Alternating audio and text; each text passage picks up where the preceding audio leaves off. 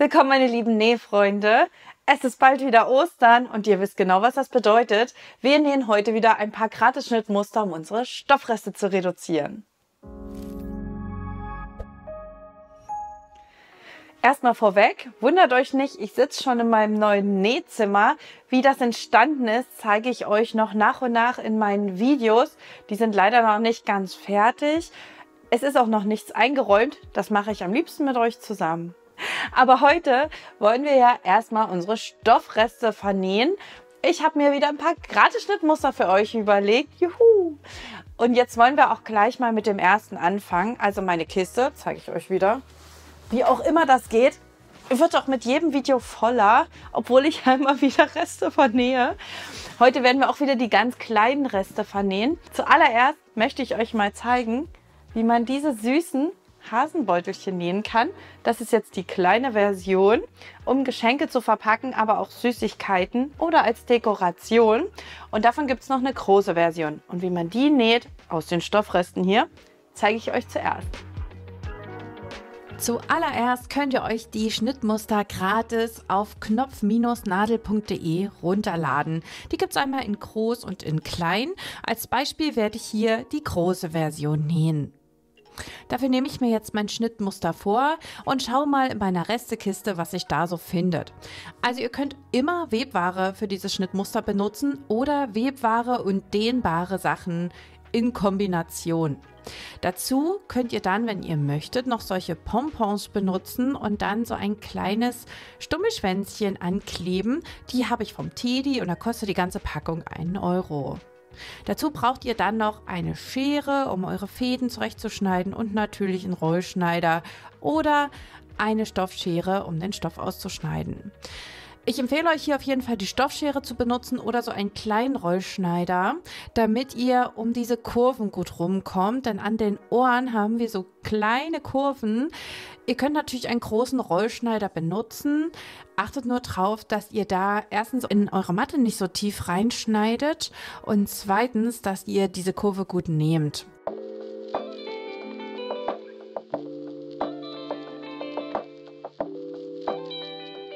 Den Schnitt müsst ihr dabei 4-mal zuschneiden. Ich benutze hier 2 verschiedene Stoffarten, die ich dann gegengleich zuschneide. Ich habe mir überlegt, wie ich die zusammennähen möchte. Das müsst ihr euch jetzt natürlich vorher überlegen, ob ihr 2 Gegenstücke zueinander nähen wollt oder ob es innen und außen komplett gleich aussehen soll. Das überlasse ich ganz eurer Fantasie. Ich habe ja mal was ausprobiert bei mir und immer 2 verschiedene Stoffstücke aneinander genäht. So sieht es innen und außen komplett identisch aus. Ich werde dann die aber entgegensetzen. Wenn ihr dann festgesteckt habt, näht ihr die Seiten und das untere Stück zusammen. Einfach mit einem Geradstich und einem Zentimeter Nahtzugabe. Vergesst dabei nicht zu verriegeln und vor der Kante könnt ihr gut und gerne auch 1 Zentimeter Platz lassen, beziehungsweise versuche ich immer noch ein bisschen näher ranzunähen, damit es dann auch schön bündig schließen kann. Jetzt haben wir den inneren oder äußeren Hasenbeutel fertig. Denkt dran, das bei beiden Seiten zu machen, so dass ihr immer 2 Beutel erhaltet, die wir dann ineinander stecken können. Jetzt werden die Enden auseinandergezogen. Ihr könnt jetzt die Nahtzugabe entweder so übereinander klappen, also auseinanderziehen, oder gegengleich klappen. Beides hat ungefähr die gleiche Wirkung und da müsst ihr einfach mal schauen, was euch besser liegt. Also wir machen jetzt einen Boden für unser Hasenbeutelchen und nähen hier mit dem Geradstich einmal mit 1 Zentimeter Nahtzugabe lang. Wenn euch der Teil zu schnell war, dann spielt ihn gerne nochmal ab. Ihr könnt jederzeit zurückspulen oder auch langsamer abspielen, wenn ihr direkt mitmachen wollt. Wir lassen jetzt die beiden Beutel nochmal kurz auf links gedreht und schneiden die Nahtzugabe zurück. Wenn ihr Webware benutzt habt, dann solltet ihr auf jeden Fall eine Zickzackschere besitzen und die Nahtzugabe mit der Zickzackschere zurückschneiden. Natürlich geht auch eure normale Stoffschere, aber bei der Zickzackschere habt ihr den Vorteil, dass euch hier keine Nähte auftrotteln können, sondern sie sind direkt versäubert. Jetzt wird ein Hasenbeutel auf rechts gewendet Schaut mal, wie schön die Nähte aufeinander genäht sind. Das funktioniert sehr gut, wenn ihr das gut feststeckt. Und jetzt stecken wir den auf rechts gedrehten Beutel in den noch auf links gedrehten Beutel. Und zuerst stecke ich mir immer die beiden Nähte oben an den Ohren zusammen. Also die Seitennähte vom Hasenbeutel. Auch hier werde ich wieder die Nähte bzw. die Nahtzugaben gegengleich stecken. Und das ist immer das Erste. Dann stecken wir alle Ohren und alles rundherum oben fest. Dann lassen wir hier mit dem Geradstich alles zu, aber hier wird eine Wendeöffnung gelassen. Also von Ohr zu Ohr lasse ich immer eine Wendeöffnung an der Seite. Und jetzt könnt ihr ganz einfach überall mit 1 cm Nahtzugabe nähen. Um schöne Ecken an den Ohren zu formen, lasse ich die Nadel im Stoff stecken, hebe das Nähfüßchen an und drehe den Stoff. So könnt ihr eine schöne gerade Ecke nähen. Achtet darauf, gut zu verriegeln. Genau an der Wendeöffnung wird jetzt ein bisschen Druck entstehen beim Wenden. Deswegen wäre es ganz gut, wenn ihr hier gut verriegelt. Wichtig ist jetzt, dass ihr an den Ohren einmal ganz knapp an den Nähten lang schneidet und die Nahtzugabe zurückschneidet. An allen Rundungen setzt ihr Knipse, damit ihr die Ohren perfekt ausformen könnt. Nehmt euch am besten gut Zeit, um euren Hasenbeutel zu wenden und die Ohren richtig auszuformen. Ich habe es mit einem Ausformer versucht, aber musste feststellen, dass es viel besser ist, wenn ich einfach meine Finger benutze und immer wieder den Stoff am Ohr rausziehe. So kann ich schöne Ohren ausformen bzw. den Stoff perfekt wenden. Wenn das dann einmal geschafft ist, könnt ihr einfach den Hasenbeutel nach innen stecken und habt jetzt einen perfekt geformten Beutel. Die Ohren sehen dabei auch richtig hübsch aus. Wichtig ist, dass wir jetzt noch die Wendeöffnung schließen. Dafür wird die nach innen ein bisschen gesteckt und mit einer Klammer festgesteckt. Ihr könnt jetzt den Leiterstich benutzen, da ich aber kein großer Fan davon bin, sondern lieber mit der Nähmaschine nähe, werde ich diese Wendeöffnung jetzt einfach mit einem Geradstich schließen. Wenn ich den jetzt in beige setze, ist der kaum noch sichtbar. Wenn ihr ein perfektes Ergebnis wollt und sehr ordentlich seid, dann könnt ihr rundherum einfach einmal absteppen und dann sieht man erstens eure Wendeöffnung nicht mehr und zweitens habt ihr die Ohren dann auch noch perfekt ausgeformt. Ich werde jetzt nur die Wendeöffnung schließen. Mir persönlich ist das nicht so wichtig, dass die Ohren abgesteppt sind. Aber das könnt ihr hier gerne noch anwenden. Übrigens freue ich mich immer, eure Ergebnisse zu sehen. Bitte verlinkt mich, wenn ihr die im Internet teilt.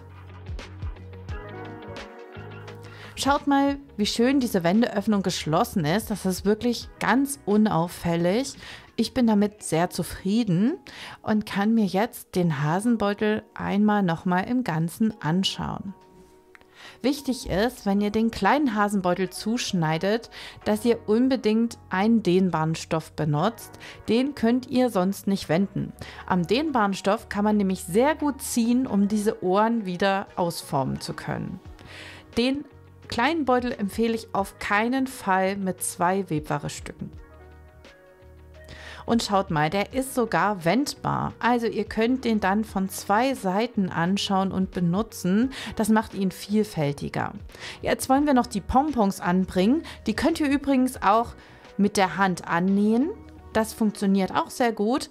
Ich persönlich habe mich aber für Kleber entschieden und werde das jetzt hier mit solchen Stoffkleber einmal ankleben.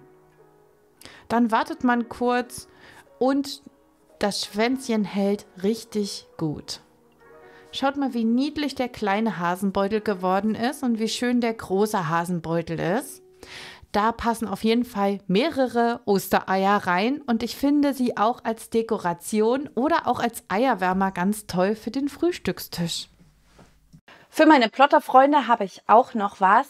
Und zwar ist es ja so, dass man sich ja auch anfängt, frühlingshafter zu kleiden, wenn jetzt Ostern ist und der Frühling beginnt. Und ich liebe ja diese coolen Taschen, diese Fake-Plotter-Taschen. Und dazu habe ich ja mal eine Plotter-Datei entwickelt. Das ist ein Dreier-Set. Und weil ich möchte, dass ihr die Chance habt, das alle einmal auszuprobieren, gebe ich euch jetzt 50% Rabatt bis Ostermontag. Schaut mal auf meiner Homepage vorbei. Aus den ganz kleinen Stoffresten wollen wir jetzt Ostereier nähen. Das ist ganz einfach und ihr könnt wirklich die kleinsten Reste nehmen. Und mit euren Schnittresten füllen wir dann die Eier. Das heißt, ihr könnt jetzt wirklich alle Reste einmal verbraten und auch Bänderreste können wir jetzt gut gebrauchen. Ich zeige euch mal, wie ich Ostereier nähe. Auch hier könnt ihr wieder ein gratis Schnittmuster auf knopf-nadel.de downloaden. Dann nehmen wir uns einfach mal ganz viel Stoffreste vor, am besten Webware. Und wenn ihr noch sowas wie Jersey-Reste oder Thread habt, dann könnt ihr die dann zur Füllung benutzen. Ich zeige euch dann gleich, wie wir das machen.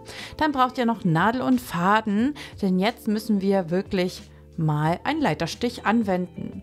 Zuerst schneidet ihr 4-mal eure gewünschten Schnittmuster zu, also für große oder kleine Ostereier. Ich habe jetzt 4-mal das große Osterei zugeschnitten aus unterschiedlichen Stoffen. Wichtig ist, dass die schön gebügelt sind. Ich weiß, dass die in den Stoffkisten oft geknittert sind. Aber zum Feststecken sollten die Stoffe dann doch glatt sein, damit ihr die gut fest bekommt. Dann könnt ihr noch ein paar Bänderreste benutzen, wenn ihr die Eier aufhängen möchtet. Ich habe jetzt hier einfaches Webband benutzt. Dann nehmt ihr immer jeweils 2 Stücken und legt sie rechts auf rechts, steckt sie fest und näht eine Seite mit dem Geradstich zu. Dafür nehmt ihr eine Nahtzugabe von 0,7 cm. Und geht einmal wirklich einfach mit dem Geradstich lang. Dabei solltet ihr eine Wendeöffnung bei einer Seite lassen. Das mache ich jetzt hier einmal. Nehmt da ungefähr 1/3 dieser Rundung zum Wenden des gesamten Eis. Das reicht, wenn ihr da eine Öffnung lasst. Beim zweiten Ei nähe ich dann einfach zu. Bevor ihr dann die beiden Stoffstücke rechts auf rechts nehmt und aufeinander legt und feststeckt, solltet ihr euer Band in dem Ei verschwinden lassen. Das sollte einmal innen sein und 2 so ein Stückchen sollten herausschauen. So könnt ihr das Band zum Aufhängen auch noch mit einnähen, wenn ihr das möchtet. Nehmt am besten eure Stoffstücke auseinander.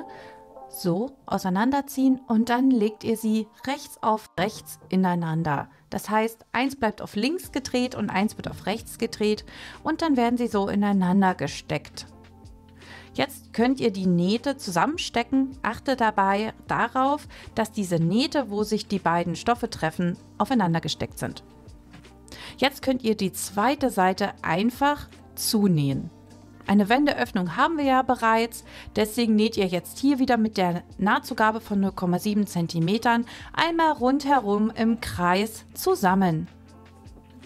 Jetzt sind die Eierstücke auch schon fertig und können gewendet werden.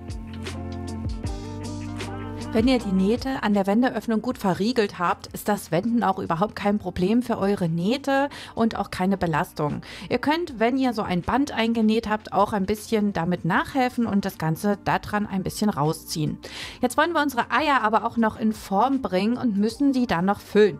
Dafür habe ich mir ganz viel Stoffreste gesucht, auch welche noch vom Zuschnitt und konnte eigentlich selber kaum fassen, wie viel da eigentlich reinpasst. Also ich habe Jersey genommen, Webware, alles mögliche und habe das in das Ei gestopft und musste sogar 2-mal nochmal Reste zuschneiden und Schnipselchen in mein Ei stopfen, um das schön zu formen.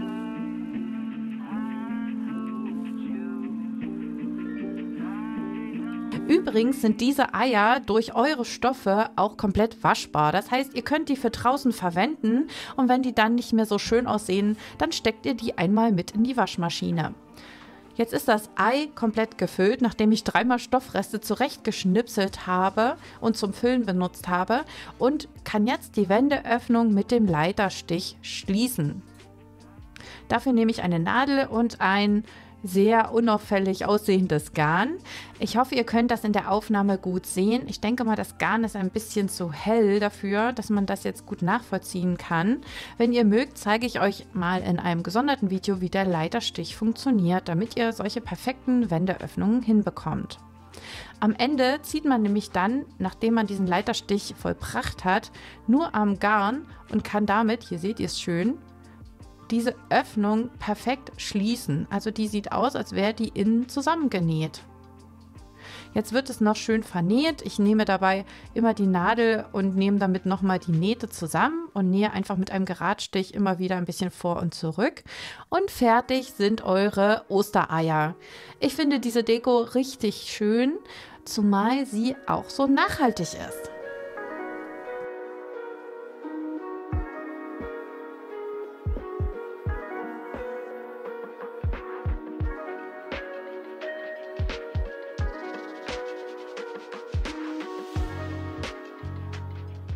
Also bei mir gibt es jetzt ein bisschen weniger Stoffreste. Ich hoffe, das ist bei euch auch so. Meine Schnittmuster findet ihr auf der Homepage. Die sind für euch gratis. Schaut mal vorbei, ladet sie runter und probiert sie aus, damit auch eure Stoffreste ein bisschen weniger werden. Dann habt ihr coole Geschenkverpackungen und Dekoration genäht. Ich freue mich über eure Werke. Verlinkt mich auf jeden Fall bei Instagram, damit ich mir das anschauen kann. Ich bin schon ganz gespannt. Ich freue mich natürlich auch über ein Abo und wir sehen uns beim nächsten Mal. Macht's gut!